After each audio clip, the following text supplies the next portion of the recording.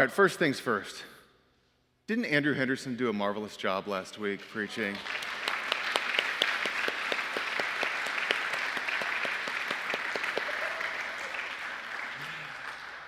Truly, that was wonderful, Andrew. And Andrew set us up because he preached the first in a short sermon series that is called Calendars, Cookies, and Checkbooks. And it is a stewardship series that is like our other fall stewardship series, except for not just focusing on money. I wanted to take some time in this series to focus on a couple of other things that are part of the things that we are charged to care for, including some things that we often overlook or at least don't talk about very often as far as stewardship is concerned.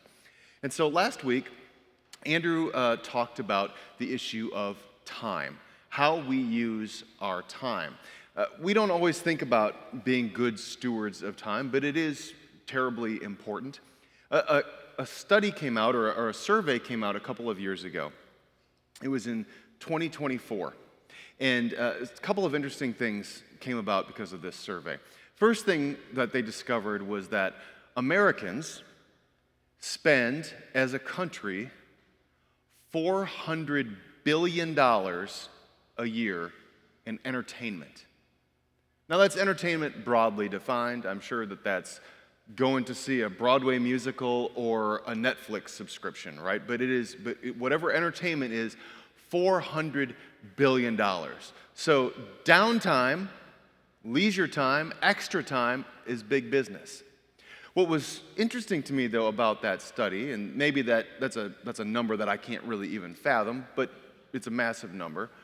The other thing that they asked Americans was, how much do you think an hour of your time is worth? If you were to put a dollar amount on an hour of your time, how much do you think that would be worth? Now, the baby boomers put a lower dollar amount than the Gen Zers. Maybe that doesn't come as a surprise. But throughout the generations, as the younger the person got, the more money they put as worth their time. And the average was $240 an hour. If you do quick math on a 40-hour work week, that means everybody would get a $500,000 salary, which would be pretty impressive, right? But $240. So interestingly, we have this idea that time is incredibly precious, so precious that it would be far more than almost anybody in the country makes in an hourly wage. And at the same time, we have so much downtime that we can spend $400 billion as a society, or as a country, on free time and leisure activities. Interesting. So Andrew talked a little bit about something that I'm so glad that he addressed it, because we don't talk about this nearly enough, but how do we create quiet time, downtime, reflective, meditative, contemplative time that sets aside some of the hurry, the hustle and the bustle, the need to create, the need to do, and to just find time for listening for God's direction in our life, to do a check-in of our own souls. And he was vulnerable enough to share a story about how when he took the time to do that self-examination, it was truly an awakening kind of experience for him, totally enlightening, and changed his life. And I think many of us see that transformation that has happened. So Andrew, thank you again for sharing that. I want to continue to talk about time today, but to preface that, I want to mention that our Bible does something very interesting. It's actually quite special. Our Bible, when it was compiled, and it was kind of a messy process. It wasn't like there was one great council that came together and they said, here's what we should put in the Bible. It was sort of a work in progress, and there was, of course, the Jewish resources and the Christian resources, and this compilation took place. But even going back to some of the earliest stories in the Bible, like just the creation story itself, those who compiled the Bible said, we should include the creation story from Genesis 1, and we should include the story from Genesis 2. Now, for those of you who have done some careful Bible study, you'll know, and those of you who are in the disciple class this fall, you'll remember that there are two accounts of the creation story. And that's because there was one that came from one community and another came from another community, and they said, hey, which one's the right one?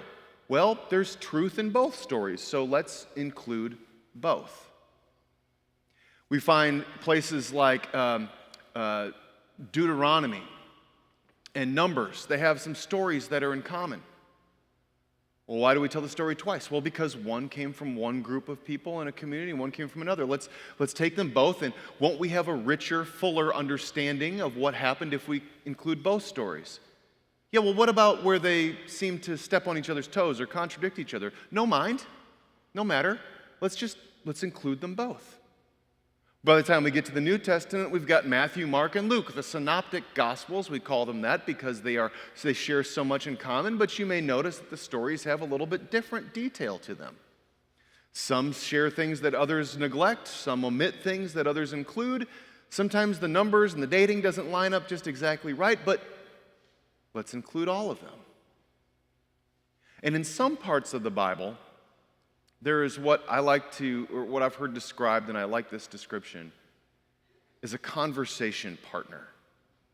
That means that we might have one perspective, and then there might be a different perspective. And this different perspective doesn't undo the first perspective, but it complements it in a way by being a conversation partner. Sometimes in modern Christianity, we have this deep desire to make it either this or that. Or we say, yes, I hear the story that you're telling, and I get what you're saying, but I want to understand the right version.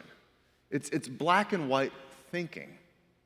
And part of this is a part of our culture and the way that we have been taught and educated, that we read for facts and we look for things exactly as they are. But in a biblical worldview, or from an older, ancient kind of understanding of things, it was more about being guided by truths. And we can find a truth in this account and a truth in that account. And if they don't necessarily jibe together, that's not necessarily a problem. It means that we can find truth and wisdom in both. So today, for a few moments at least, I want to have you think about what Andrew said, and then I want to provide another biblical example of stewarding time as a conversation partner. It's not a rebuttal. It's not an argument against. It's a conversation partner. Okay? So, absolutely, there is a time for quiet, contemplative thinking, for rest, for silencing outside voices, for allowing God to speak to us in solitude, in peace, in quiet, maybe in Sabbath. But then we have the passage that Stephen read from Proverbs, the one with the ant that Amanda just talked about. Let me quickly read this to you again. Now, to me, when I hear this sounds fairly harsh. It's like in a cheesy 1980s movie where you've got a teenager who is staying in bed late on Saturday, and the military dad comes upstairs, bangs on the door, bursts in. He's got the flat top haircut, and he gets his finger in the son's face, and he says, "Go to the ant, you lazy bones. Consider its ways. Be wise. Without having a chief or officer or ruler, it prepares its food in summer, and it gathers its sustenance in harvest. How long will you lie there, O lazy bones? When will you rise from your sleep? A little sleep, a little slumber, a little folding of the hands to rest, and poverty will come upon you like a robber." Right? Anybody ever have a dad that talked to him a little bit like that? Yeah, like the procrastinating on mowing the lawn for multiple days, and like, get out there, do it. It's not going to do it itself, right? You need to pick yourself up, get out there, be motivated, do that, right? And here's the thing about that. I think there's a place for that. I mean, I may be being lighthearted about it, but I think that there is a place for this kind of understanding.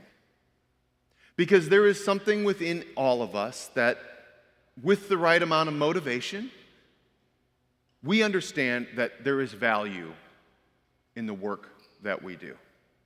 John Wesley, the founder of United Methodism, was hardcore into this. He led one of the most regimented, daily rhythm kind of lifestyle, dare I say methodical, method-like lifestyles that got him through life. And here is the thing that all pastors have to take a vow before they are ordained. We have this quote from John Wesley. He says, "Be diligent.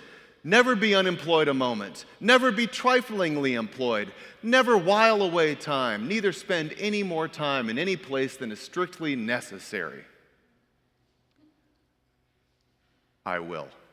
Right? And that was like the vow I had to take. And I have not necessarily been super good about all of that.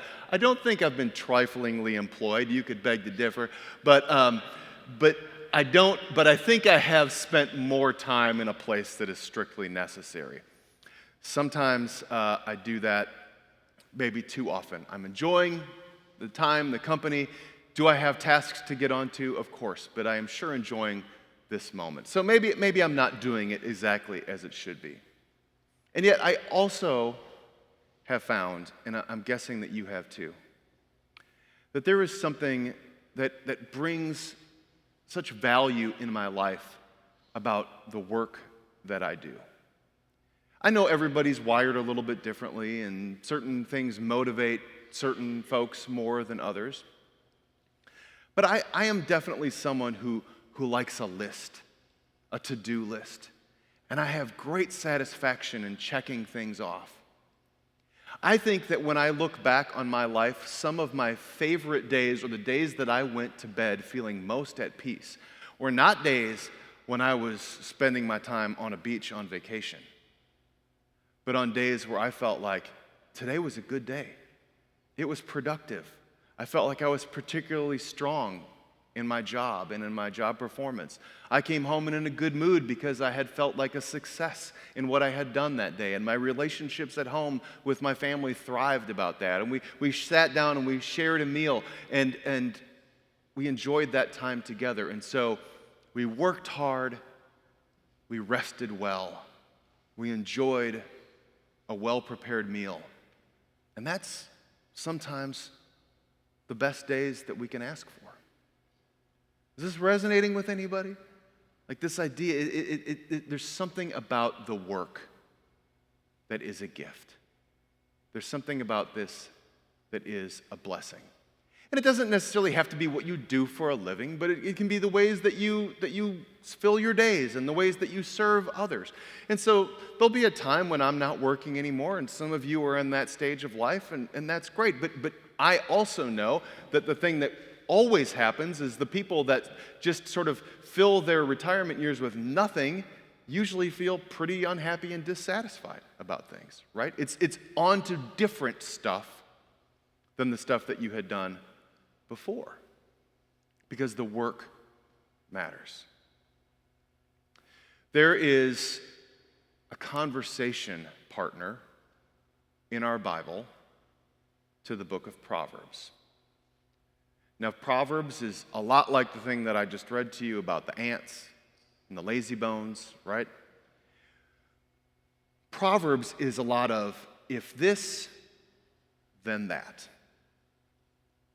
Early to bed, early to rise, makes someone healthy, wealthy, and wise, right? An apple a day keeps the doctor away. Like those aren't in Proverbs, but those are the kinds of things that are in Proverbs. It's those little sayings, it's those things that you can commit to memory, and they're truisms. And Ecclesiastes, the book that follows it, is its conversation partner. And Ecclesiastes said, I hear what you're saying, but what about? An apple a day keeps the doctor away? Well, I ate apples every day for 10 years, and guess what happened when I went to the doctor, right? That's what Ecclesiastes says. It's not to be a downer. Ecclesiastes just says, yeah, but it doesn't always work that way. And these two books are a part of the section of the Old Testament called the Wisdom Collection, the Wisdom books. And here's what the wise sage says in Ecclesiastes. I'm going to read this one more time. What gain have the workers from their toil? I have seen the business that God has given everyone to be busy with. He has made everything suitable for its time. Moreover, he has put the sense of past and future into their minds. Yet they cannot find out what God has done from the beginning to the end. I know that there is nothing better for them than to be happy and enjoy themselves as long as they live. Moreover, it is God's gift that they should eat and drink and take pleasure in their toil. I know that whatever God does endures forever. Nothing can be added to it, nothing taken away from it. God has done this so that all should stand in awe before him. God's gift that all should eat and drink and take pleasure in their toil. You see, the wise sage who utters these words says it's not just about being an industrious ant. Our value as people, our value as creations of God is not about how industrious we can be, and yet there is something of a balance. There is a time for quiet reflection and meditation. There is a time for busy days, nose to the grindstone, sweated out, hard day, worked from sunup to sundown. And most of the time, there's something in between. So how we spend our time does matter. We are stewards of that time that God has given us on this earth. And we should take every moment seriously. Not putting too much into any individual moment, because we can overtax our time as well. But instead reflecting on our time as a gift and saying that there is a moment for this, there is a time for that. And most of the time, we strike that balance in between, but we remember at all times that each moment is a gift from our Creator. Will you pray with me?